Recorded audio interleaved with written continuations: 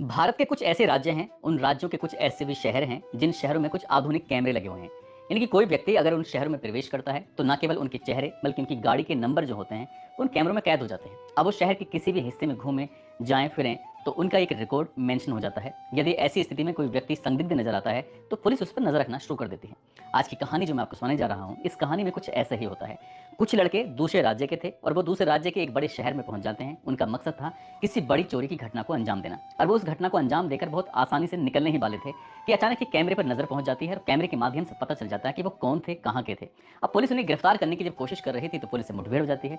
दो तो मारे जाते हैं, एक के पैर में गोली लग जाती है, दो पकड़े जाते हैं, बाकी दो फरार चल रहे हैं। पुलिस शायद उन्हें भी जल्द गिरफ्तार कर लेगी। लेकिन इस घटना के माध्यम से एक सीख जरूर मिलती है कि कोई भी चोर, कोई भी डकैत, कोई भी डाकू, कोई भी लुटेरा अगर ये सोचकर किसी शहर में घुस रहा है कि वो पकड़ा नहीं जाएगा, वो देखा नहीं जाएगा, तो ऐसा बिल्कुल भी ना हो, क्योंकि वो जरूर कभी ना कभी देर सवेर पकड़ा जाएगा। और जब पकड़ा जाएगा, उसके साथ ये हर्ष हो सकता है, इस बात की वो कल्पना भी नहीं कर सकता, क्योंकि इस घटना में कुछ ऐसे ही होता है। जिन चोरों ने इस घटना को अंजाम दिया था, उन्हें लग रहा था कि शायद वो आराम से निकल जाएंगे, लेकिन उन्हें ये नहीं पता था कि उनकी जिंदगी हमेशा के लिए खत्म हो जाएगी, थम जाएगी। आदाब, नमस्कार, सत श्री अकाल। मैं उस्मान सैफी। आज की जो सच्ची घटना मैं आपको सुनाने जा रहा हूँ, ये सच्ची घटना है उत्तर प्रदेश की राजधानी लखनऊ की। लखनऊ का एक थाना लगता है चिन्हट, और चिन्हट थाना क्षेत्र का एक चौकी है, एक इलाका है मटियारी। दरअसल मटियारी से लगभग 100 मीटर दूर एक जफर नाम के व्यक्ति की दुकान होती है। वो 22 दिसंबर 2024 के दोपहर लगभग 1 बजे के आसपास का वक्त रहा होगा, जब वो अपनी दुकान की साफ सफाई करने के लिए गया हुआ था। अचानक ही पड़ोस की एक दीवार पर उसकी नज़र पड़ती है। 2 बाय 2 यानी कि एक अच्छा खासा 2 फुट से 2 वर्ग फुट का एक एरिया होता है, जिसमें आदमी आराम से जा सके और उसके अंदर से आराम से बाहर आ सके। इतना वो कल तक तो नहीं था, लेकिन अचानक से ये इतना बड़ा होल कैसा है, कट कैसा है। उसने जब अंदर झांक कर देखने की कोशिश की, तो पता चलता है कि एक और दीवार है, और उस दीवार में भी कुछ ऐसा ही कट लगा हुआ है। और उस दीवार में कट लगता है तो सीधा बैंक के अंदर जाने का रास्ता बन जाता है। जैसे ही जफर ने ये बात देखी, जफर ने तत्काल प्रभाव से पुलिस को सूचना दी।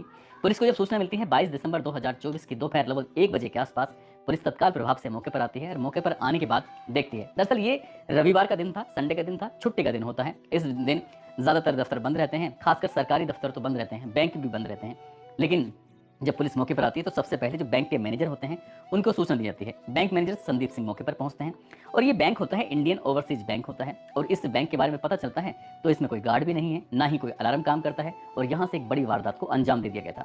बैंक संडे के दिन खुलवाया जाता है, देखा जाता है, तो पता चलता है बैंक मैनेजर थोड़ी तसल्ली करता है, कहता है कि साहब 12 लाख क्यों हैं, लेकिन 12 लाख नहीं, बल्कि बहुत बड़ी चोरी हो गई थी। इतनी बड़ी चोरी उस बैंक मैनेजर ने और पुलिस वालों ने इस बात का अंदाजा भी नहीं लगाया था।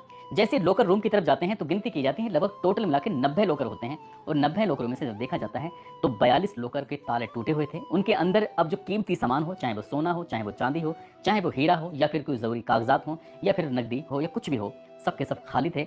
और जब इस बात की सूचना पूरे शहर में आग की तरह फैल जाती है, और जैसे ये खबर फैलती है, तो जिन जिन लोगों के, जिन जिन व्यापारियों के, जिन जिन शिक्षकों के, जिन जिन आम लोगों के, जिन जिन आसपास के लोगों के यहाँ पर लॉकर होते हैं, उन लोगों में हड़कंप मच जाता है। हड़कंप ऐसा मचता है कि लोग रोते हुए, बिलखते हुए टोटल मौके पर पहुंच जाते हैं, और जाने के बाद देखते हैं जिनके लॉकर सुरक्षित थे वो तो ठीक थे, शांत थे, लेकिन जिनके लॉकर टूटे हुए थे उनकी नींदें उड़ जाती हैं। किसी को अपनी बेटी की शादी की चिंता सता रही थी, तो किसी ने अपने बच्चों की पढ़ाई के लिए कुछ पैसे रखे हुए थे, किसी ने किसी काम के लिए रखे हुए थे, किसी ने अपना घर बनाना था। हजारों सपने थे, और वो सपने एकदम से टूट गए थे, जैसे कि लॉकर के ताले टूटे थे। अब उसके बाद फिर रोना पीटना शुरू हो जाता है। पुलिस मौके पर पहुंचती है। पुलिस ने अब यहाँ पर आने के बाद जब सीसीटीवी कैमरे खंगालने की कोशिश की, तो एक सीसीटीवी कैमरे में पता चलता है कि 22 दिसंबर 2004:35 के आसपास चोर अंदर प्रवेश करते हैं, जिसमें 4 चोर अंदर जाते हैं। 2-3 या उससे ज़्यादा चोर जो होते हैं, वो उन पर नजर रखे हुए थे कि कहीं कोई बाहर का कोई व्यक्ति ने देख तो नहीं रहा है। लेकिन सुबह के जैसे 4:35 का वक्त होता है, चोर जिस दीवार में कट लगाकर अंदर प्रवेश करके गए थे, उसी कट से वो बाहर वापस आ जाते हैं, और ये घटना को अंजाम देने के बाद आराम से निकल जाते हैं। अब पुलिस के लिए एक बहुत बड़ी चिंता का विषय बन गया था कि ये 42 लॉकर जो टूटे हुए थे, इन 42 लॉकर में आखिरकार कितना सोना, कितना पैसा, कितनी चीज़ें रखी हुई थी, ये कैसे तय हो सकेगा। साथ ही जितने भी ये आसपास के इलाके हैं, आखिरकार किसने इस घटना को अंजाम दिया होगा। अब पुलिस कैसे उन तक पहुंचेगी, ये पुलिस के लिए बड़ी कह सकते हैं कि बड़ी चैलेंज वाला, चुनौती वाला विषय बन गया था। अब पुलिस करे तो क्या करे। वैसे भी उत्तर प्रदेश की राजधानी के अंदर जो भी चोर थे, उन्होंने ललकारा ही था कि आखिरकार राजधानी ही सुरक्षित नहीं है, तो पूरे प्रदेश की सुरक्षा की किस तरह की गारंटी ले सकते हैं। अब पुलिस के लिए वाकई बहुत बड़ी चिंता का विषय था। लेकिन पुलिस ने 6 टीमों का गठन किया, और 6 टीमों का गठन करने के बाद उसमें सैकड़ों पुलिस वाले तैयार किए। उनका मकसद था कि जितनी जल्दी हो सके इस घटनाक्रम का खुलासा होना चाहिए। यदि खुलासा नहीं हुआ तो फिर उसके बाद अंजाम बड़े अधिकारी क्या कर सकते हैं कि सस्पेंड कर देते हैं, कई कार्रवाई कर देते हैं। लेकिन पुलिस वालों ने ये ठान लिया था कि आखिरकार जल्द से जल्द पकड़ेंगे। पुलिस वालों ने जो भी शहर में लगे हुए सीसीटीवी कैमरे थे, लगभग 500 से ज़्यादा कैमरों को खंगालना शुरू कर दिया। अब 500 से ज़्यादा जब कैमरे खंगाले जाते हैं, साथ ही जब बैंक के अंदर लगा हुआ सीसीटीवी कैमरा था वो सुरक्षित था, ठीक ठाक था। उसके बाद उसकी डीवीआर के माध्यम से देखने की कोशिश की तो एक चोर ने हेलमेट पहना हुआ है और वो इस बीच में वो फोन पर भी बातचीत कर रहा था। लगभग 3 बार उसने बातचीत करने की कोशिश की थी। उसका फोन कहीं दूसरी जगह लगता था। अब ऐसी स्थिति में पुलिस के लिए 2 चीजें थी। एक वो फोन जो उस बैंक के अंदर चला था, उस टावर में जितने भी फोन थे उन सभी फोन जो इस वक्त में एक्टिव थे, रात के 12:35 से सुबह लगभग 4:35 के आसपास तक जितने भी कैमरे नहीं बल्कि मोबाइल चल रहे थे उनको सर्विलांस पे लिया जाता है। ये छांटा जाता है उन हज़ारों या लाखों नंबरों में से वो नंबर तलाशना था जो इंडियन ओवरसीज बैंक के अंदर चल रहा था, काम कर रहा था। उसमें एक नंबर संदिग्ध होता है और वो नंबर होता है अरविंद कुमार का, जिस पर थोड़ा सस्पिशियस था। और वो रहने वाला होता है बिहार के मुंगेर जिले का, एक सिट कुंडी एक जगह लगती है, वहाँ का निवासी होता है। साथ ही पुलिस ने कुछ अपने जो सीसीटीवी कैमरे थे, क्योंकि जो बड़े शहर होते हैं जैसे लखनऊ है, आगरा है या मेरठ है, इस तरह के जो कुछ शहर हैं वहाँ पर कुछ आधुनिक कैमरे लगे हुए हैं। इन आधुनिक कैमरों में आदमी कैद हो जाता है, उनके चेहरे डिटेक्ट होने शुरू हो जाते हैं, उनकी गाड़ियाँ भी डिटेक्ट होनी शुरू हो जाती हैं, शहर के किस हिस्सों में वो जा रहे हैं, घूम रहे हैं। अगर एक बार चेहरा किसी कैमरे में आ गया तो उसके बाद फिर जगह जगह कैमरे में वो आसानी से आ सकता है। अब पुलिस ने जब जांच पड़ताल करना शुरू किया था तो बैंक के कैमरे में भी 1-2 फेस दिखने में आ रहे थे। फिर बाहर पुलिस ने जब देखना शुरू किया तो उन 500 कैमरों में से 4 लड़के ऐसे पाए जाते हैं जो जिन्होंने हुडी पहनी हुई थी और हुडी के साथ साथ उनके चेहरे भी दिखाई दे रहे थे। जब उन 4 लड़कों को देखा तो उनकी जो कदकाठी है, उनकी जो पहनावा है, ठीक वैसे ही कदकाठी, वैसा ही पहनावा इंडियन ओवरसीज बैंक में चोरी करने वाले लड़कों का भी होता है। पुलिस ने बस इसी आधार पर अब तलाश करना शुरू किया। आखिरकार जो नंबर से फ़ोन किया गया था वो नंबर पुलिस के रडार पर आ ही चुका था। पुलिस ने देखा कि ये कौन है, कहाँ रह रहे थे, तो पता चलता है कि इंदिरा नगर का तकरोही एक इलाका है, वहाँ पर कुछ लड़के थे जो भी हाल ही में आए थे।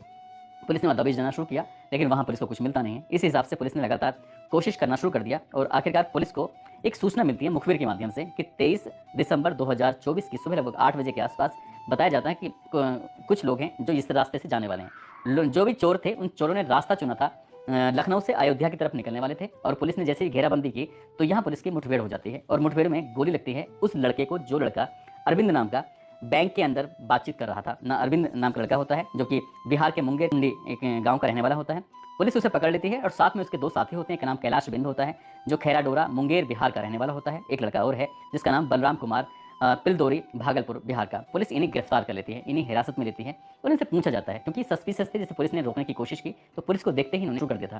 पुलिस ने इनसे पूछा कि तुम कहाँ जा रहे थे, कहाँ नहीं जा रहे थे, तुम्हारा इधर क्या काम था, तुम बिहार के रहने वाले हो। जब इन तरह के तमाम तरह के सवाल जवाब किए तो इस सवाल जवाब में ज़्यादा टिक नहीं पाते। उनकी तलाशी ली जाती है, इनके पास कुछ ज्वेलरी मिलती है, सोना मिलता है और ये पता चलता है कि हाँ ये लूट में शामिल ही थे। अब पुलिस ने जब इनसे पूछताछ करना शुरू किया है, जैसे अरविंद के पैर में गोली लग जाती है, 2 और उसके साथी होते हैं कैलाश बिंद और बलराम। इनसे पूछा जाता है कि तुम इस घटनाक्रम में कितने शामिल थे जो ये बैंक में चोरी हुई है। तो वो बताते हैं कि एक बिहार से इन्होंने प्लान बनाया, 6 ये साथी होते हैं। एक का नाम होता है अरविंद, एक बलराम होता है, कैलाश, मिथुन, सनी दयाल, सोबिन, ये 6 के 6 दोस्त होते हैं। ये लखनऊ के इंदिरा नगर के एक तकरोही जगह लगती है, वहाँ पर किराए के मकान में रहते हैं। वहाँ रहने के बाद अब इन्होंने एक प्लान बनाया कि जितने भी असुरक्षित बैंक हैं उन बैंकों को देखा जाए, उनकी रैकी की जाए। 17 दिसंबर को ये शहर में प्रवेश करते हैं और चिन्हट का ही रहने वाला एक लड़का विपिन वर्मा इनके साथ हो जाता है। लगभग 20 या 22 साल के आसपास का वो लड़का रहा होगा। जितने भी ये दोस्त होते हैं इनकी उम्र ज़्यादा नहीं, 28 साल से कोई ज़्यादा नहीं था, सबके सब इनकी उम्र कम होती है। 50 से ज़्यादा बैंकों को ये निशाना बनाते हैं और देखते हैं कि सबसे असुरक्षित बैंक कौन सा है। तब इन्हें पता चलता है कि सबसे असुरक्षित बैंक है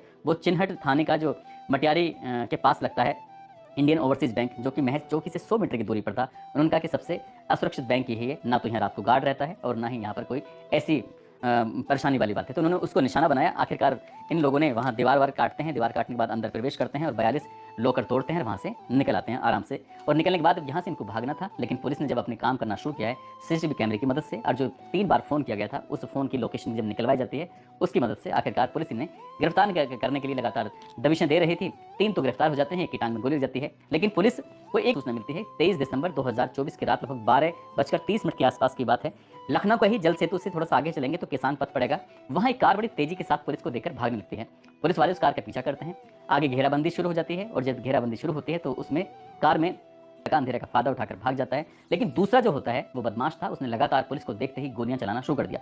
अंधाधुंध लगातार गोलियां चला रहा था, उसे ये भी नहीं पता कि वो गोली कहाँ लग रही है कहाँ नहीं लग रही। और जब लगातार गोली चला रहा है तो पुलिस ने जवाबी फायरिंग में जब गोली चलाई है तो एक गोली तो उसकी टांग में लग जाती है, दूसरी गोली उसके पेट में लग जाती है। वो गंभीर रूप से घायल होता है। उस घायल को नज़दीकी CHC केंद्र होता है वहाँ पर लेके जाते हैं, लेकिन CHC केंद्र वाले कहते हैं कि इसकी हालत ज़्यादा खराब है, इसको राम मनोहर लोहिया हॉस्पिटल में लेके जाओ, वहाँ शायद ये ठीक हो जाएगा। अब पुलिस वाले उसको वहाँ पर लेके जाते हैं राम मनोहर लोहिया, लेकिन उसने उपचार के दौरान दम तोड़ दिया। जब डॉक्टर ने उसे उसे मृत घोषित कर दिया तो उसके पास एक डायरी मिलती है। डायरी में उसका उसका पता लिखा हुआ था। नाम उसका सोविंद कुमार होता है। बिहार के लखीसराय का असरगंज का वो निवासी होता है। और इसके बारे में जब उन बाकी साथियों से पूछा जाता है जो पहले से ही पकड़े गए थे, वो कहते हैं कि ये हमारा ही साथी था। उसके पास भी सोना, कुछ नकदी, कुछ सामान मिलता है। उसके पास भी पिस्टल पाई जाती है। पुलिस उसे अब उसके घर वालों को खबर दे दी जाती है। अभी दिन निकलने को था कि लगभग यहाँ से लखनऊ से 350 किलोमीटर दूर की बात है। यूपी बिहार के बॉर्डर पर एक गाजीपुर जिला लगता है। गाजीपुर जिले का थाना है गहरम, और गहरम थाना क्षेत्र की चौकी 12 लगती है। पुलिस को सूचना मिलती है कि यहाँ पर बदमाश देखे गए हैं, और जैसे ही पुलिस ने घेराबंदी करनी शुरू की है तो यहाँ भी पुलिस को देखकर वो बदमाश गोली चला देते हैं। गोली चलती है, फिर पुलिस भी जवाबी कार्रवाई करती है, और जवाबी कार्रवाई में एक बदमाश मारा जाता है। और जो बदमाश मारा जाता है उसके बारे में पता किया जाता है। उसका नाम सनी दयाल होता है। बिहार के जिला मंगोर के अमरगंज अमलिया गांव का वो रहने वाला होता है। अब इनके पास से लगभग 1 किलो 889 ग्राम सोना पाया जाता है। 1240 ग्राम लगभग चांदी पाई जाती है, और 3 लाख रुपए के आसपास नकदी इनके पास से मिल जाती है। लेकिन पुलिस की रडार पर अभी 2 और हैं। एक लड़का जो लखनऊ का रहने वाला होता है, विपिन वर्मा जिसका नाम होता है, जिसने कि पूरी कहानी इसमें इन लोगों को मुखबरी करता है, इन लोगों को बुलाता है और इनके माध्यम से चोरी की घटना को अंजाम देता है। साथ ही एक और साथी होता है जो बिहार से आया था, जिसका नाम मिथुन कुमार होता है, लखीसराय के जानकी डीह का रहने वाला। ये भविष्य में पकड़े जाएंगे या फिर पुलिस की गोली से मारे जाएंगे, इस बारे में तो कुछ कहा नहीं जा सकता। लेकिन ये सोचकर आए थे कि लखनऊ जाएंगे, लखनऊ में जाकर चोरी करेंगे, और उस बैंक है असुरक्षित बैंक में ना कोई गार्ड है वाला है, और वो घटना को अंजाम देकर करोड़ों रुपए का जो माल है वो लेकर साफ हो जाएंगे। लेकिन पुलिस उनसे ज़्यादा कहीं तेज निकलती है, और इस घटना को 28 घंटे का समय भी नहीं बीतता है, और 28 घंटे के बाद ही 3 लोगों को तो सकुशल पकड़ लिया जाता है। कीटाणु में गोली लगती है 3 में से, और 2 उसमें पुलिस की मुठभेड़ में मारे जाते हैं। 2 बाकी हैं। टोटल मिला के 7 लोगों ने इस घटना को अंजाम दिया था। अब उन 7 की हिस्ट्री खंगाली जा रही है कि बिहार में ये कहीं अलग अलग जगहों पर उन्होंने किन किन घटनाओं को अंजाम दिया था। दोस्तों, इस पूरे घटनाक्रम को सुनाने का उद्देश्य भी किसी को परेशान करना नहीं है, किसी का दिल दुखाना नहीं है, बल्कि आपको जागरूक करना है, आपको सचेत करना है, आपको बताना है कि जो रास्ता गलत रास्ता जाता है, उस गलत रास्ते की जो दूरी होती है, लगता तो ऐसा है जैसे शॉर्टकट में आप बहुत कुछ हासिल कर सकते हैं, लेकिन उसकी रफ्तार भले तेज हो लेकिन ज़्यादा दूर तक चल नहीं पाता। जैसे कि इस कहानी में होता है, 2 लड़के की ज़िंदगी हमेशा हमेशा के लिए खत्म हो गई, और उन्होंने अच्छा रास्ता अपनाया होता तो लंबी ज़िंदगी जीते। इसलिए गलत रास्ते पर ना चलकर अच्छे रास्ते पर चलना चाहिए। जाते जाते